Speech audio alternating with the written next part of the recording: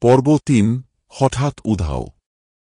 অরুণের হৃদস্পন্দন দ্রুত হয়ে উঠল। সে ভাবল, যদি গাড়িটা থামিয়ে মেয়েটাকে নামিয়ে দেয়। কিন্তু কেমন একটা অলৌকিক শক্তি তার শরীরটাকে জমিয়ে রেখেছে। তখনই মেয়েটা হেসে বলল, তুমি কি জানো, কালীঘাটের ওই রাস্তা দিয়ে আমি কতবার ফিরতে চেয়েছি। অরুণ কিছু বলতে গিয়েও পারেনি। সে দেখল, রাস্তার পাশের ল্যাম্পপোস্টগুলোর আলো কেমন যেন মিটমিট করছে। চারপাশে একটা ধোঁয়াটে ভাব। হঠাৎ গাড়ির ভেতর ঠান্ডা বাতাস বইতে লাগল। অরুণের হাত পা অবশ হয়ে এল। সে ভয়ে কাঁপতে কাঁপতে রিয়ারভিউ মিররে তাকাল। সিটে কেউ নেই। মেয়েটা হাওয়ার মতো উধাও হয়ে গেছে।